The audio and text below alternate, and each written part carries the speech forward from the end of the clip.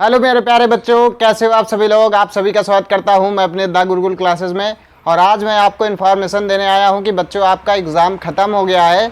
जो class 10th और 12th का एग्ज़ाम चालू था यूपी बोर्ड वाला, वो ख़त्म हो गया है। अब बच्चों के मन में दिमाग में टेंशन रहती है, रिजल्ट कब आएगा कब आएगा कब आएगा। तो सब भ्रम पैदा करने के लिए रोज़ कोई आपको थंबनेल लगा के यूट्यूब पे या आपको गूगल के नोटिफिकेशन पे आज आ गया आपका रिजल्ट, आज आएगा आपका रिजल्ट, कल आएगा आपका रिजल्ट, अब रिजल्ट नहीं आएगा आप सब फेल हो जाओगे। ये दुनियादारी की बातें जितनी आपको भ्रमित करने के लिए आएंगी।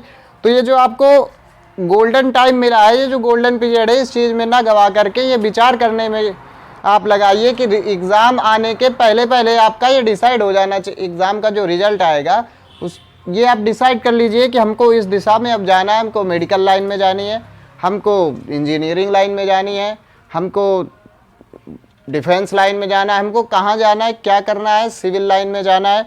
इस हिसाब से आप अपने आप को, माइंड को बिल्कुल रिलैक्स दीजिए, घूमिए फिरिए, इधर उधर जाइए।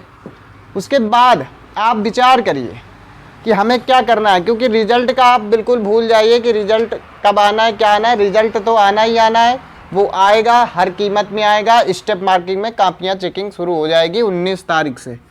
19 मार्च से कापियाँ आपकी जांचनी शुरू होंगी। 19 मार्च के बाद करीब अप्रैल तक आपका 1 महीना कापी चेक होगी। उसके बाद मई में उम्मीद है कि कापी चेकिंग के बाद, नंबर अरेंजमेंट के बाद आपको 20 मई या मई के दूसरे तीसरे वीक में, जो मैंने कह दिया सो समझ लो, बस इसी में आना है। जून नहीं जाएगा, जून जाएगा भी तो फर्स्ट वीक तक, बस 10 तारीख के पहले ही पहले, या तो मई के लास्ट, सेकेंड लास्ट या लास्ट वीक में आपका एग्ज़ाम का रिजल्ट आ जाएगा। तीसरे चौथे हफ्ते में 20 मई या 20 मई से 31 मई के कभी भी बीच में आपका रिजल्ट आ जाएगा। अब आप ये विचार करिए कि जो आपको ये टाइम पीरियड मिला है, इसमें आपको क्या करना है। कापियाँ किस प्रकार से चेक होनी है, इसमें भयभीत मत होइए। कापियाँ आपको पता है कैसे चेक होती है। स्टेप मार्किंग, आपने 4 नंबर का क्वेश्चन है, आपने कुछ स्टेप किए हैं, उसके लास्ट के स्टेप आपसे छूट गए हैं, आपको आ नहीं रहा था, लेकिन आपने किया है तो आपको उसको 1 या 2 या नंबर देने पड़ेंगे, वो आपको नंबर देगा। अब जो बच्चे आगे की शिक्षा के लिए परेशान हो रहे हैं, तो हमारा सबसे पहले आपसे ये कहना है कि ग्रेजुएशन के लिए गैपिंग मत छोड़िए। आप तुरंत ग्रेजुएशन के लिए अप्लाई करिए। कोई डिप्लोमा में आप जाना चाहते हैं, पॉलिटेक्निक, ITI या IIT वगैरह की तैयारी करना चाहते हैं, तो ग्रेजुएशन के साथ ही इसको आगे बढ़ाइए। क्योंकि जो IIT करना चाहता है वो 10th और 12th फर्स्ट ईयर और 12th में 10th से ही शुरू कर देता है, वो उस प्रकार की तैयारी उसकी अलग रहती है। इसके ऐसा नहीं है कि 12th के बाद अब तैयारी करेंगे तो हो नहीं पाएगा, करने वाले बच्चे सब कुछ करते हैं। अच्छा, ये हो गई आपकी तैयारी की बात। जो डिफेंस लाइन में जाना चाहता है तो अपनी तैयारी को डिफेंस की तरफ लगा दें। उनको साल भर 6 महीने जिनकी एज नहीं हो रही है, वो एज पूरी करके उधर जा सकते हैं। जो सिविल लाइन में जाना चाहते हैं, SSC की तरफ जाना चाहते हैं, तो अब अपनी तैयारी को आगे उस तरफ को ले जाइए, क्योंकि उसका पैटर्न जो अभी तक आप पढ़ते आ रहे हैं उसका पैटर्न बहुत अलग अलग होता है।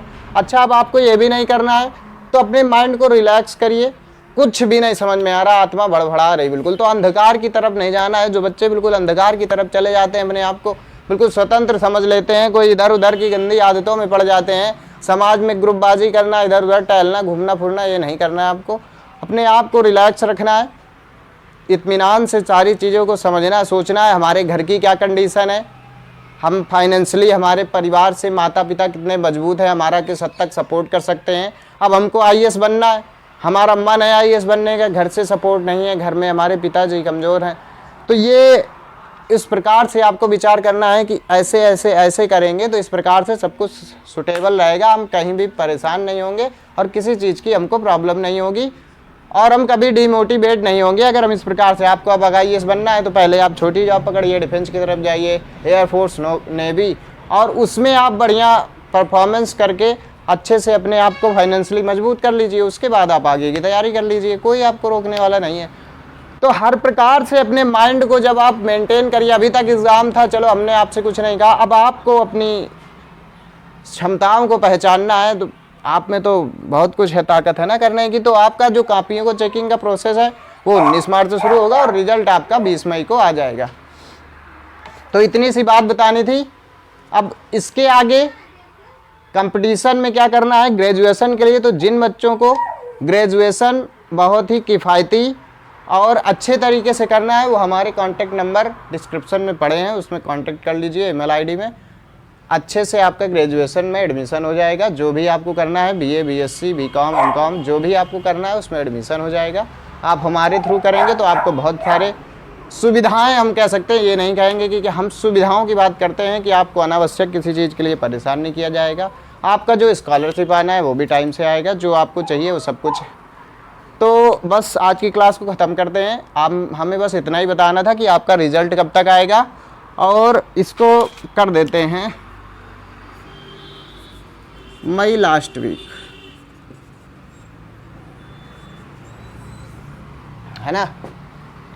तो बस बच्चों, मिलते हैं कल एक नई क्लास के साथ, और अपने आप को उत्साहित रखिए, घूमिए फिरिए, मौज करिए, कुछ दिन एंजॉय करिए। 10-15 दिन जो आपको मिले हैं मई तक, एक 2 महीने, इसमें आप खुल के जिए, अपनी ज़िंदगी जिए, इधर उधर मत भटकिए।